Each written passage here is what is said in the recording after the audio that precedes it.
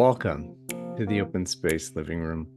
My name is Ryan Erickson, a member of the board of the Open Space Institute of the US, and on my screen to the right is Harold Shinsato.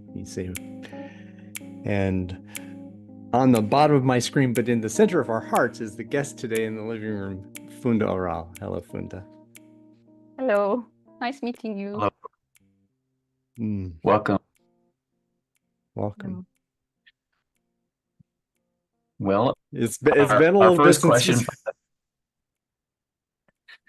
our first question is always, what brought you to open space? How did you learn about it? What is your open space story? My story starts at around 2004, where I was convinced that the organizations I was in was not functioning, and I started looking for alternative. I was quite disappointed about organizations types and how it works, because I had studied all my life, and when I found myself in the business, I said, no, this cannot be. I mean, this should be something else. I was looking at myself and to my friends. I had the impression that we were not able to use our potential. We had developed our potential with a lot of information and also imagination and ideals, but somehow the organizations we were in were not didn't help us to use that potential. That was the feeling I had around 2004. And then I turned myself to civil society, and I started having an education about civil society in Istanbul, following my education of university, where I studied business administration. So I'm coming from organizational world, and my questions were related to organizations rather than individual at the beginning. And then I came across a picture, and that was it. I said, okay, yeah. People were sitting in the circle, and I said, yes, that should be the beginning of an organization. And then I got to know open space technology and Harrison, and I'm in Berlin now, and that time I came to Berlin to have a training with Holger about change management. And then I went to Goa to World Open Space on Open Space.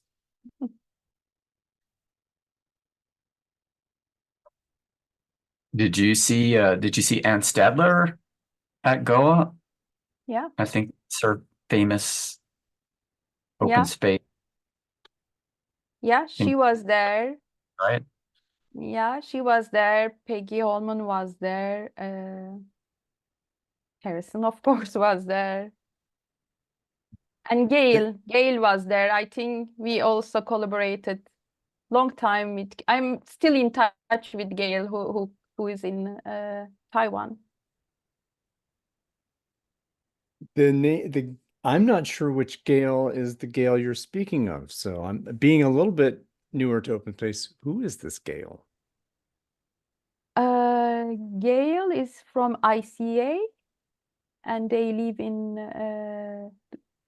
Taiwan. That's how they came from Goa at that time. And she also came to interactive organizations in Istanbul that we organized later. So she is one of the, the first. The originators of the she's one of, crew. yeah. So this is an example of my newness and to dive in and not know. I don't even know Gail's last name. So this is Gail. West. She's Gillet, very okay. been a very big supporter of the Open Space Institute, Yeah. and she's um, she's a small powerhouse. Mm. That's all I can. That's all I can say. She's been around a very long time in this world, and um, she can't fly out to other countries as easily now to Mm. travel. It's not as easy for her. Mm. But at that time, she was traveling. She even came to Istanbul to one of the first open space event we organized. And also as a woman, she was a model, I think, in my mind. Of course, with Anne, also with Peggy. But yeah. Hmm. This leads me into our next question that we usually ask. And what was your best experience in open space? That's hard to, that's really hard to decide about. But what I realize, I don't know about you guys, maybe you should also tell, but I see that my experience is so different. It depends on the people, it depends on the place, it depends on the time, it depends on where I am in my life. It depends on so many things. Actually, that's from where comes the difficulty of telling about open space to others. Our clients ask us, okay, then what next? What happens? I don't know, because that is the, I think, adventure and beauty about that I experienced something different each time I was in an open space meeting. Well, that's why we asked this question, because we want specific stories that it colors and illustrates the opportunities, and it helps us understand your experience, because mine and clients are also different. And if you ask me what my best experience in open space is, I'll probably have a different answer every time. So I would like to reframe the question a little bit then. In this moment, as you are now, at this time, in this place with us, what is the most memorable open space experience that comes to you? Okay. I think the most memorable one was when I went to an open space meeting with many ideas in my mind, and I was planning to raise an issue, but as I was sitting there, I didn't. And then I picked up many issues in which I was interested, but I didn't participate in any of them. And I realized at the end of 2 days, the person I was interested in was sitting next to me. And I think as it opens up to every opportunities, I came up meeting that person without really making much effort. I mean, it was really also an emotional moment, because we had a common friend, and at the last minute, at the closure, we realized that somehow this friend help us to come together or something. It was a moment like that. So I don't want to make it something like it's not a fantasy, but I think the freedom of open space, each time I feel the freedom and flexibility and creativity are the best moments.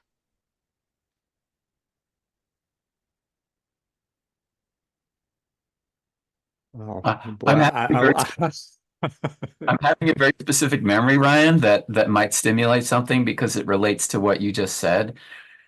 I wasn't even in an open space. I was at a big Agile conference and I found myself tired. And then suddenly I remembered the butterfly concept.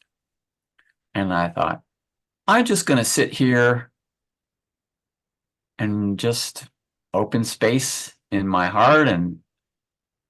And sure enough, within a few minutes, one of my favorite people in the Agile community, Yves Hanot, I believe that's how you pronounce his name. He's French. And he's a fan of open space, and he's also a fan of McCarthy's work. That's how I met him, through the Jim and Michelle McCarthy, who has spoken at some of the open spaces I've done. We just had an incredible conversation. That's not even an official open space technology meeting, but how you can live and experience open space, and being a butterfly attracts other butterflies. And I would like to add something. When I was first interested in open space technology, there was not Facebook, there was not WhatsApp, and there was not even the word agile around. I mean, maybe it sounds that as if I'm very old, but what I want to say, I think this concept of agile flexibility that opens up creativity and chances to meet something, to come across different things is quite new, and it's now I think it has been really a surge in the organizational world too.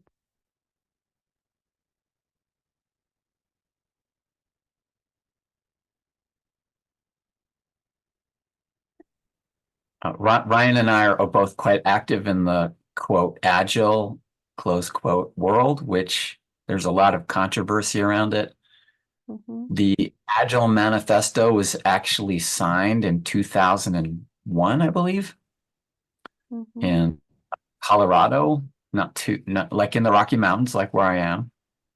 And I started being quote agile before they came up with the word agile, and I've met many people said, "Oh, I was doing that before they ever signed the Agile Manifesto." But I learned about the extreme programming, which is it's a technical component of the agile work.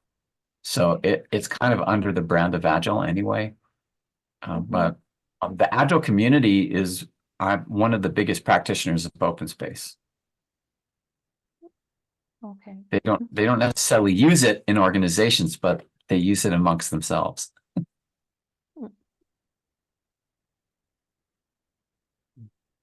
And I think, Funda, to get back to what you were saying in the very beginning about how you were feeling before you discovered open space technology, about this sense of disappointment and this frustration, I think that maybe one of the reasons why open space was brought in to the mountaintop at Snowbird, Utah in 2001, about that this frustration. How do we're together in this place where there's extreme urgency, lots of conflict, and no one answer, and the deadline of yesterday, right? That we all have passion, responsibility around this topic, I wonder what might work in that environment to generate something, beautiful.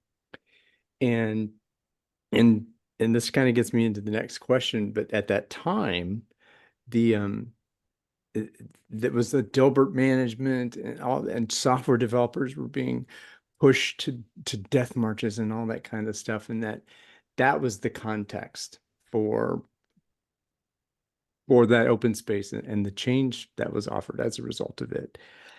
And many people, Harold, myself, and we've all kind of changed as a result of engaging with that. And the next question that we typically ask here is, how did your engagement in open space technology, how did it change you?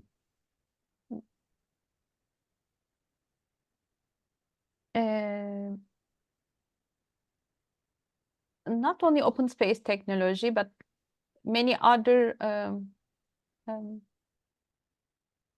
books I was reading at that time, to find my way out, helped me to see if I am somewhere, it's my choice. So yeah, so and I have the choice to use my my 2 feet. So this just this consciousness of my body, that I can get up and go and just and maybe I don't know where I should go, but I know where I shouldn't be. So this clarity, only this clarity made, of course, a lot of change in my life. Yeah, I mean, I don't know what I choose, but I know what I don't. So I try not to be where I don't choose to be. Or I know, so yeah, this time of my life is in my hands. So this moment, I mean, there is not a huge change, but only this little change in the behavior, in my behavior, of course, bring a lot of change. And this consciousness, then being openness, and feel equality with other, and this respect and responsibility. I mean, little things, but yeah, that changes many things. Yeah, because I mean, we were not educated like that. We were, yeah, we come from more controlled spaces and relationships, and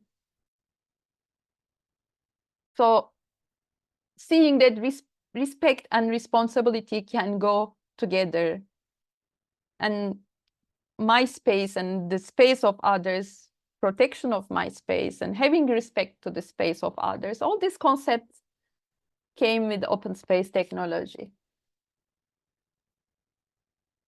That's a huge topic. We could spend hours on the law of 2 feet and how incredibly empowering that is. I'm realizing as you talk about it that that lit me on fire, that experience of being responsible for your experience in a practical, like the feet meet the road in open space. I mean, you practice it every moment. And the level of engagement that I could experience with individuals and small groups, and being responsible for, I'm actually part of how I engage. That was a big part of what led me to become independent, although it took a long time, about 7 years.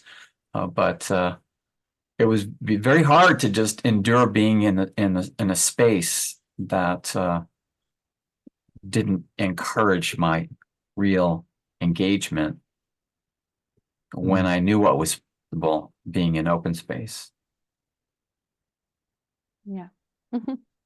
Wow. And I have to just totally the idea, just you saying that about the law, the one law that was that flip, just that in this, like, it's a complete flip for how organizational life is typically experienced. That the law traditionally is that you must plant your feet here and stay here. The law is the law of one butt in the seat. One And butt. in open space, the law is you are mandated to leave if it's not filling your heart with meaning in that space. And even this too, it all connects with that. The one law is, if you're not, if you need to be a butterfly, then do it. And you're the compulsion, passion, responsibility, you're responsible for convening. That's where your 2 feet should be. And if all of this stuff and the idea of that the space respects you, that the rules of the space, even as light and as invisibly held as they are so generative of just be shared, and it's standing up for what you love, right?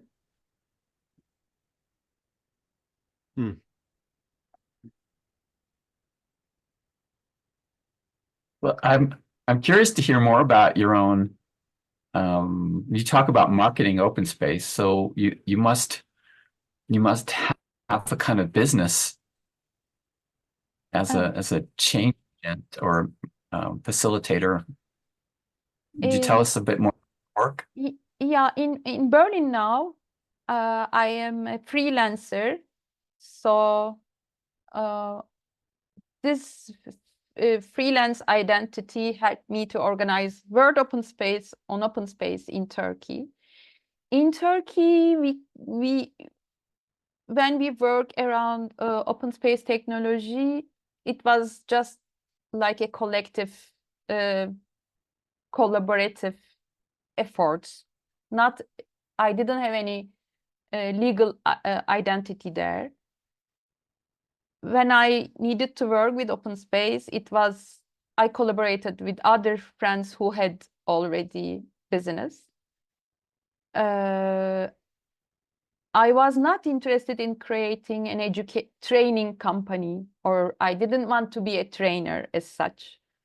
I see my work as a consultant to organize open space events.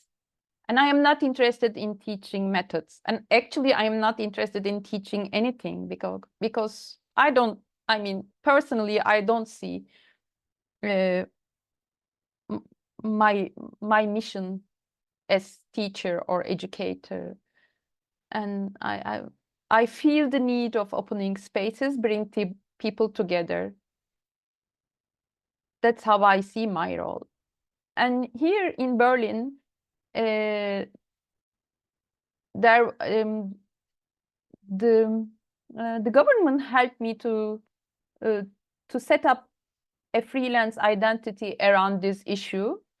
And here I work as a cultural translator, and I love that because I come from Istanbul.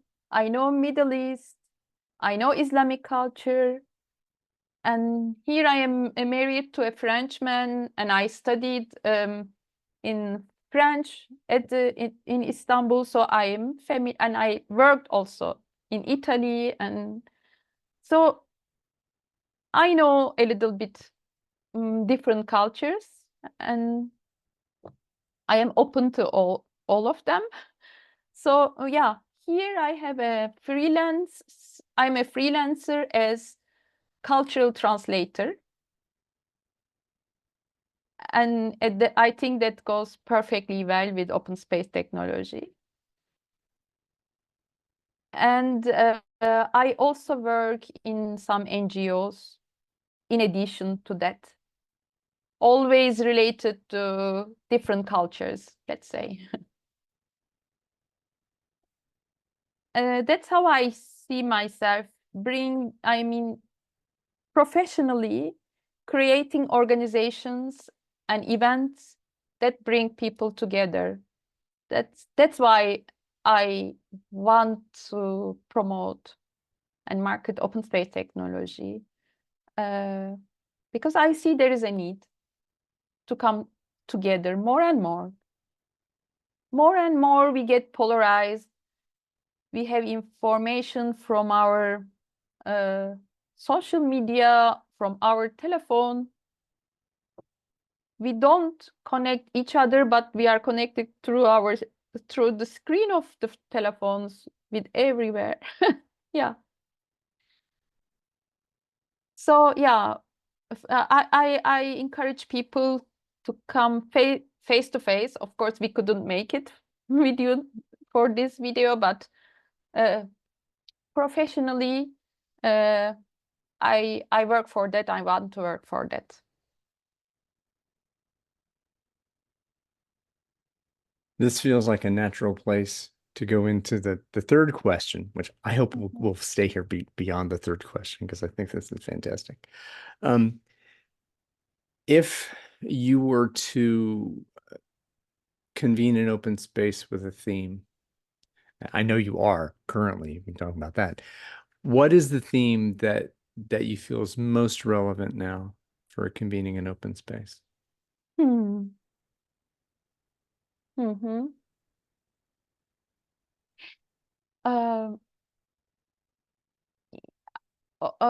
have a lot of respect for the questions that Harrison Owen have asked before leaving, like how we can change the world together or things like that. I'm not going to that, but I think it's urgently we can go into this discussion. And I know that peace issue was discussed for many years around open space meetings. I believe in the potential of human being to create a world that is enough for everybody. But personally, what I would ask today is, what do we want to ask to each other?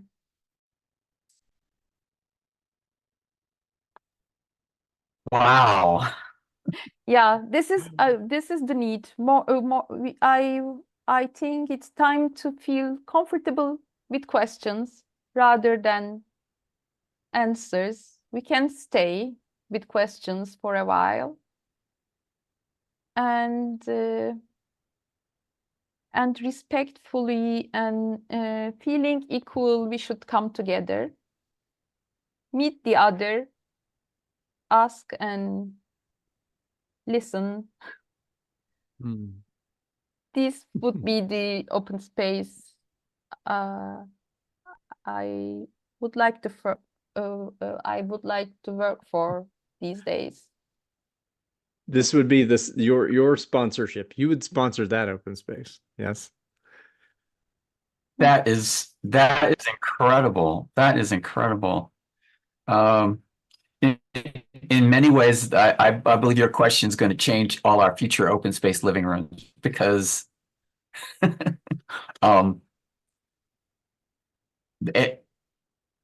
I feel this urgent need for us to do this with each other, and also with people it might not be easy to do it with. And you have such a different background than Ryan or I, coming from Istanbul, coming from a Muslim culture. I want to ask, because you're talking about being a cultural translator, what are some of the most urgent questions for us that we need to understand better between East and West? Harold, what I think, before understanding, we should accept maybe that there are different people, different traditions, different histories, different needs, different expectations. So even if we don't understand, if we start with accepting that reality, maybe then understanding or not can come. Or maybe just, the word I am thinking, acceptance and then respect, maybe. And I think then change comes by itself. as you were telling, one of you has told this, the space, I think the space handles the following. A lot of people think I'm an introvert, and a lot of people think open spaces are horrible for introverts. But for me, open space allows me to engage at the level that I'm comfortable with, and I have ownership of it. So I can step back, I can move in at my own pacing rather than someone else's. And what your question, what your insight is about accepting, what I notice is it's becoming harder and harder to not be in the fear and the polarization. So right now, it's especially looking like more than I ever remember in my lifetime, the chance for a nuclear war. Oh. And that there could be bombs coming as a result of people not being able to accept the other, which makes it makes it, at least I'm noticing a lot of people wanting to just be with their families and the people that they're close to, and they want to get away from the other. And that seems to be a wide movement of people becoming nationalist and isolationist if possible, and just like put up fences and walls. And that's a big challenge for getting people to come to open spaces, especially Istanbul. And it seems all the more urgent now. So how do we accept? Isn't it controversial that you were saying that agile as a concept exists since 2001? So open space technology also. This year, World Open Space on Open Space will be organized 30th time. And on the other at the same time, we get polarized and we need more control. We are afraid of meeting the other. So there is a huge controversy, I think, disconnect between these two behavior. And I think open space technology is a wonderful tool also to build trust. So if we can come together and if we can stay a sufficient amount of time together, then I think there is the trust is built somehow. And when I go back to Istanbul has, and Turkey itself, Anatolia, has always been a land where culture have met. So I am used to being in a chaotic life, I mean, environment.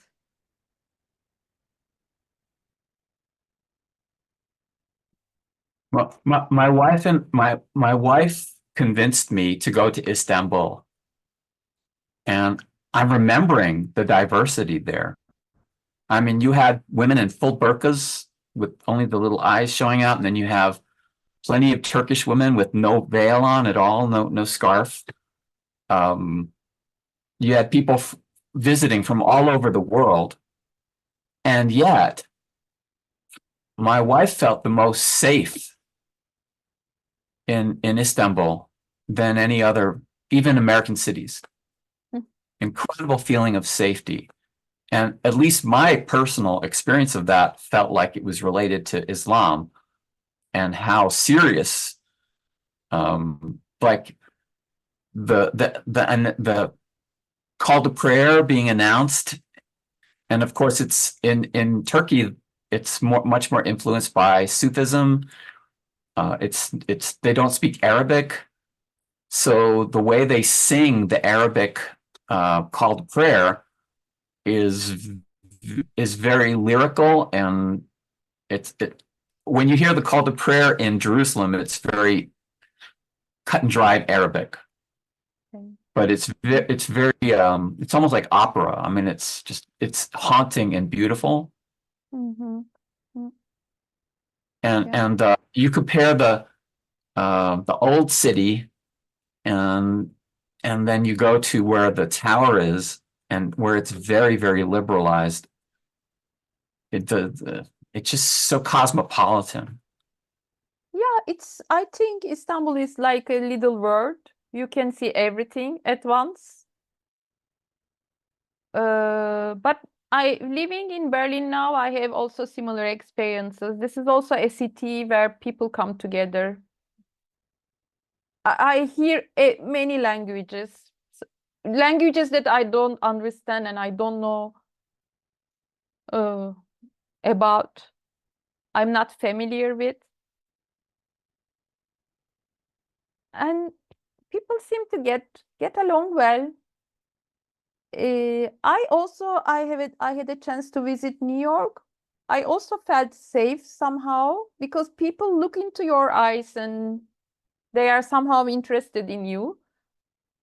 I I think when we feel connected, we feel safe.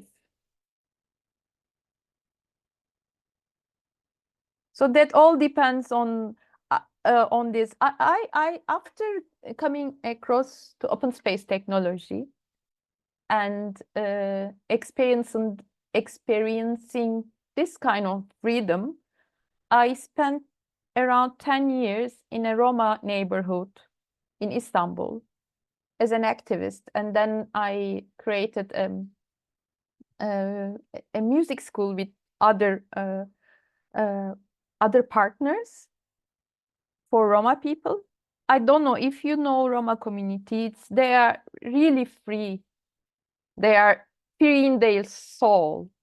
So I think any other type of organizations was good for them, but open space technology approach, this freedom,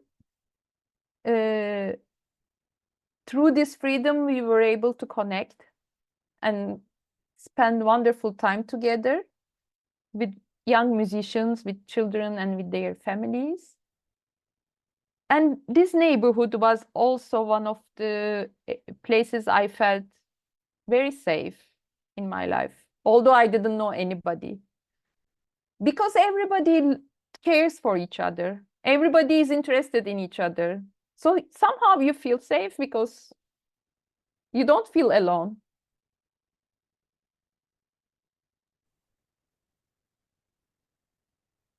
Every sentence you're speaking adds another word to this cloud I'm putting together. That this idea of togetherness and belonging versus the pointing and all that kind of stuff. And that attaches to what you're saying, at least as I see, about that first step being acceptance. And it and I would imagine that you have read quite a few of Harrison's books, I would imagine, and that in spirit, in the first book talks about love. And love is at the same time it's acceptance, and it's an ask of what are you going to do with your life. And I think this is you're accepting someone, showing curiosity to invite them into a conversation, to show them grace that you will accept them and develop respect and trust. Well, how much more of a close bond can you have these better conversations with 8 billion people so that you can ask the question you want to ask? What better space than open space to do that? I mean, it's set up for it. Oof. Well, this concept of accepting with the Roma people, and what Ryan just brought up of the acceptance that Harrison Owen spoke about, it was very much about accepting the situation you're in. And we are in a global civilization right now where we're all really close to each other, and we all influence each other, and we all impact each other. And it's so fascinating that my experience of New York City, because I grew up in New York City, was gunshots, people getting shot, killed, and uh, and then being surprised after I visited in the 90s that it felt a lot safer than when I grew up in the 60s and 70s and even 80s. And in many ways, New York felt even safer after 9/11. People in New York seem to be much more accepting of each other and supportive of each other. But I notice now that the feeling of unsafety is starting to come back in New York City that I remember as a child.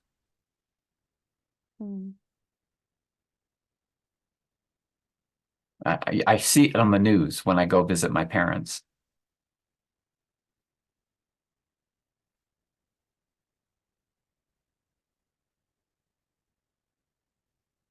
Yeah, that's why more and more opening space is needed. Especially in Istanbul in October. Yeah. As much as I want to even go deeper here, I think it would be respectful to you to say have some words about the Wasanos in Istanbul that you're hosting and have this whole team to host. Would you be willing to share with us and the world about the Wasanos? I always dreamed, of course, hosting Wasanos. During all these years, I'm interested in this method. But as I was as it was not easy to promote this method, as then I started working voluntarily in this Roma neighborhood and until the COVID, and it was not easy for me to go to Vozonos in Europe and in United States. I needed visa when I was living in Istanbul. I didn't have a chance before, but last year I was already in Berlin and I had a chance to participate in Vozonos in Berlin. And then I said, yes, I invite Vozonos to my city.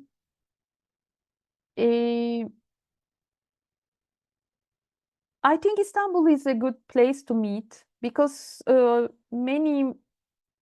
many people from different countries don't need visa already. And the flights are also very comfortable and accessible. So there are flights from everywhere. It's very well connected to the world. That's why I think Istanbul is a city to have a diversity around many issues. And it's the city I know, although it's becoming more and more expensive, it's chaotic, it's not easy to live in, but still I somehow feel at home there.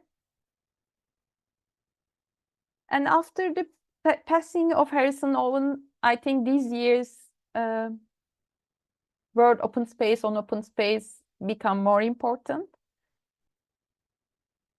We decided to hold the event at a performance hall, brand new performance hall. It's enough there is enough space for 300 people, and already like around 40 people signed up all around the world.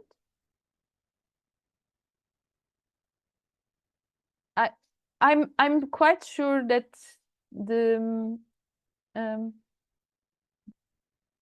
issues created will be very, very interesting. I feel that. Probably you know, Harold and Ryan, when you work on open space, the space opens up for you beforehand. I mean, World Open Space, on space for this event, the space is open for us for 10 months already. We are in the space, we work, we think about that.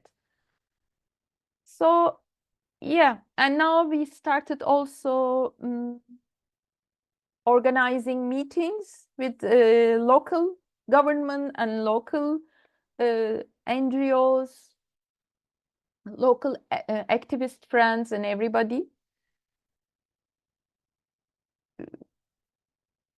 And we are also looking for sponsors to be able to design the room as we want. So yeah, look, we are not planning to make a parallel event or online event because I think it's difficult for us to manage that, but we have been working and we are willing to have to be able to organize like an important word open space on open space that we wanted to be yes, in 2024 Bozonoz Istanbul.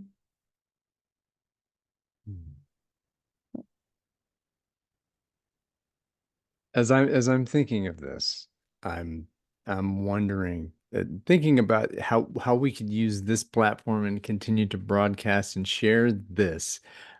If there are, I'm sure there's people how to get 260 more people, or to fill the hall with 500 people, let's say. And they're out there. They're out there. That there are those people that should they see this and it be shared with them, they would want to hear the invitation. And what is the invitation that you want to give to those folks? If you could speak to them, if there's someone in the room who you think what would come to the Wasnos, what would you say to them to inspire them to show up, to be the right people? I think we need to hear each other. That's the invitation. And we would like everybody to come and meet us around the circle.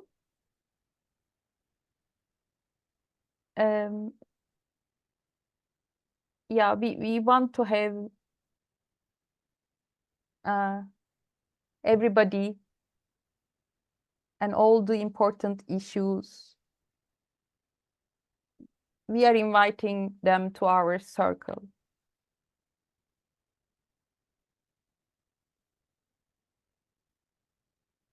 From all around the world. Istanbul is a good meeting point still.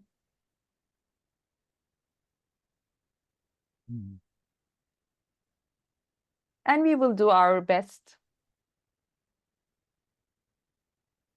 I have no doubt that you will be loving hosts.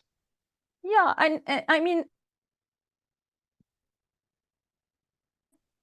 the participant will have a good time. We'll feel good. That's the minimum.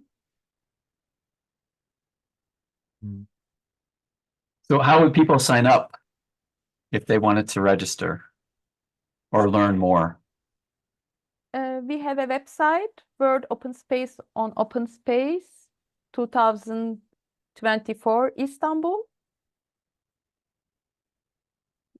They can sign up there, or they can also connect me directly, write me directly, and sign up through the information I will give them. I can also sign people up. How would they contact you? Shall I write here or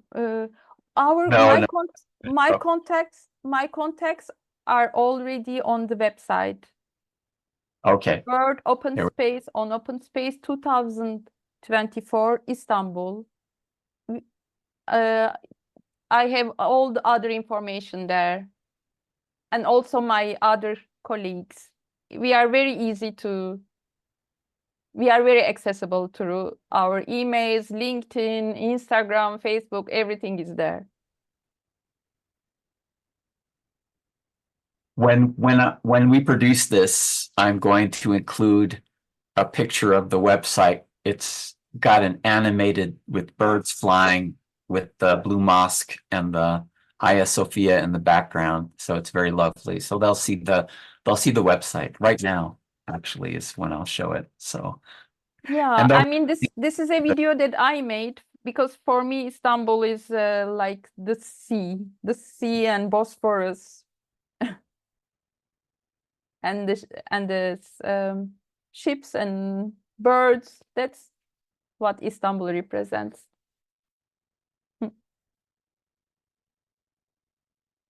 It sounds beautiful. I think you might have convinced someone on the other side of my screen here to head to Istanbul. Yeah, it's already geographically where East and West meets. You know, one little part in Europe, the other part in Asia. So geographically, it's a city where two continents at least meet.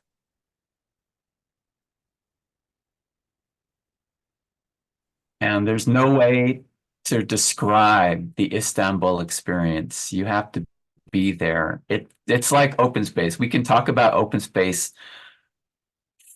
for hours and hours and hours and hours and hours, but you'll never actually understand it until you have it. Until you experience it. So I'm just remembering my Istanbul experience, and I'm looking forward to having another one in October 31st through November 2nd this year.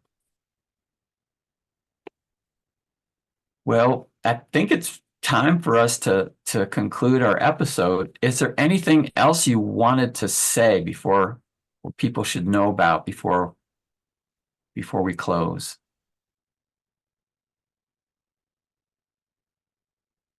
I can just say that freedom and responsibility is possible. And I invite people to experience open space technology and also open spaces for each other. And thank you for having this time. Lovely. Freedom and responsibility is possible. And I believe that, especially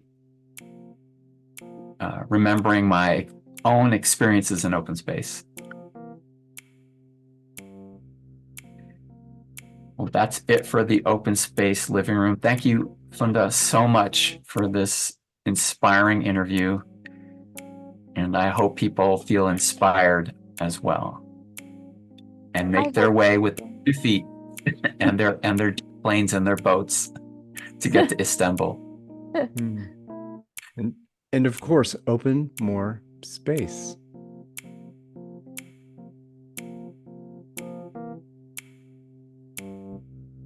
Thank you, guys. Bye-bye.